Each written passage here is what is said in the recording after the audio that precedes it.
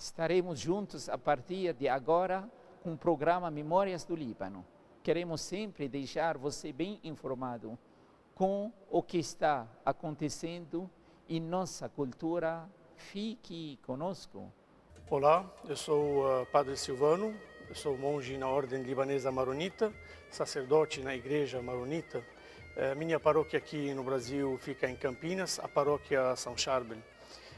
Estamos aqui hoje para falar sobre a vida do São Marum, o padroeiro da Igreja Maronita, o fundador da nossa Igreja Maronita. São Marum era um eremita que amou Deus, se apaixonou por Deus e ele largou tudo, toda a vida dele e foi para o deserto para viver a vida de eremito. São Marum nasceu, antigamente as regiões eram diferentes de agora. Então São Marum nasceu na região que se chama Síria, a Síria Grande, que era antes, fazia parte da Antioquia, que era naquela região grande. Por isso nossa igreja hoje em dia também é siríaca, antioquena também. Então ele nasceu lá no quarto século depois, com certeza, de Cristo, e ele viveu a vida lá cristã como eremitério. Foi a missão principal dele. A missão principal dele foi evangelizar o paganismo, que era muito grande, muito forte lá naquela região. Então a vida dele foi essa grande missão entre os pagãos lá, e depois ele se retirou e foi numa montanha bem alta lá na região, e ele pegou um templo que era já lá um templo do paganismo, pagão, e ele se transformou em uma igreja e ele começou a receber lá as visitas e muita gente ia lá, curava a gente, rezava para muita gente e juntou muitos discípulos.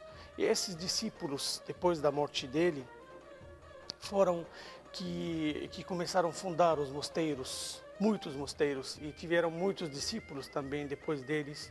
Aí começou, de uma forma não formal, a Igreja Maronita com seus discípulos, mas com certeza podemos falar que começou com ele a igreja, que ele que formou esses discípulos, os discípulos formaram mais discípulos, e essa comunidade foi pegando com o tempo a forma de uma comunidade e foi tendo depois um patriarca no ano 685. Então a nossa igreja, a partir do século 6, 7, que começou a ter uma forma certa, uma forma organizada de uma igreja, e sempre a nossa igreja foi fiel para a fé católica e foi ligada ao Papa e a todos os ensinamentos da Santa Igreja.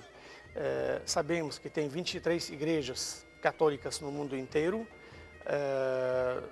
Essas 23 igrejas têm cada uma um rito diferente, um rito próprio. A Igreja Maronita é uma dessas igrejas que tem esse rito próprio, mas ela é a única que nunca separou da Igreja latina, do rito latino, da Igreja Romana, da Santa Sé, do Santo Papa. Então nunca separou, nunca houve nem divisão dentro dela e uma outra parte saiu da comunhão da Santa Sé, nunca, desde que ela começou até agora. Também nos lembramos do concílio da Calcedônia, que depois daquele concílio a Igreja Maronita perdeu 350 mártires que foram mortos, mártires para proteger a fé desse concílio, que nesse concílio foi declarada a divindade de Jesus Cristo, as duas naturezas de Jesus Cristo. Então nós temos uma memória importante para esses 350 mártires da Igreja Maronita, que morreram por conta da fé deles e por conta da fé da nossa Santa Igreja Católica. Depois, quando começou as invasões dos muçulmanos, as guerras islâmicas, que quando se iniciou o Islã foi também com guerras, e começaram a entrar nos países, então foram perseguidos os maronitas de lá e fugiram, os discípulos fugiram para o Líbano, para o Monte Líbano, que era a natureza do Monte Líbano bem difícil. é muito montanhoso. Quem foi para o Líbano e conhece sabe que muitas montanhas e os perseguidores tiveram muita dificuldade de segui-los. Então, por isso eles foram para o Monte Líbano, principalmente para o Vale Santo, no norte do Líbano. Ficaram naquele vale, quebraram as pedras, abriram grutas no meio das montanhas, das pedras, e fizeram igrejas para eles. Plantaram em cima das pedras e conseguiram viver e sobreviver naquelas montanhas. Uma vida que era bem difícil lá, mas conseguiram sobreviver e manteram a fé até hoje para nós.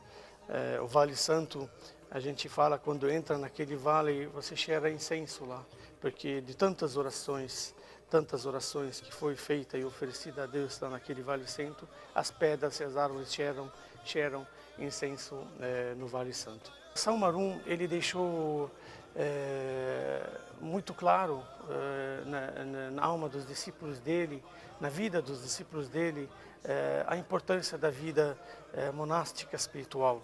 Como ele era monge, que vivia como eremita nos desertos, e os discípulos dele formaram mosteiros. Então a nossa igreja ficou uma igreja monástica também, religiosa. A igreja maronita é a única igreja que é uma igreja monástica religiosa.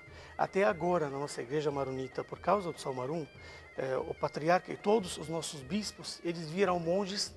No dia da ordenação, eles recebem o skim, que a gente chama, que o bispo usa aqui, os bispos usam aqui atrás, porque eles fazem os votos dos monges quando eles viram bispos. Porque antigamente, no início com os discípulos, a igreja maronita começou dentro dos mosteiros. Então ela não começou praças, igual que eu falo sempre para os maronitas. A sua igreja começou nas lutas, nas montanhas, nas grutas, não começou em praças.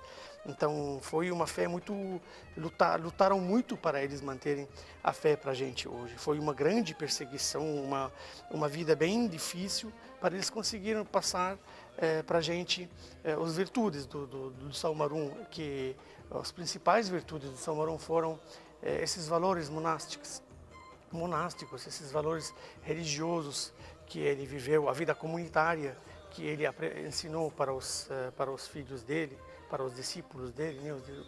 Os discípulos dele, ensinou essas virtudes da união entre eles e depois isso que eles viveram nos mosteiros, realmente, até agora nos nossos mosteiros, que a gente tenta seguir essa união que ele ensinou para os discípulos dele, essa espiritualidade monástica e nossos eremitas. Por isso nós temos sempre eremitas. São Charles ele era eremita. Agora temos 3 eremitas na nossa ordem.